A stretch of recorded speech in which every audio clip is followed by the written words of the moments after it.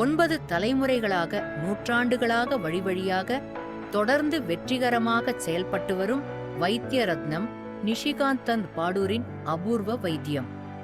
செலவு குறைந்த, பக்க விளைவுகள் இல்லாத எங்கள் சிகிச்சை முறை ஆண் பெண் இருபாலருக்கும் சிறந்த பலன் தரும்.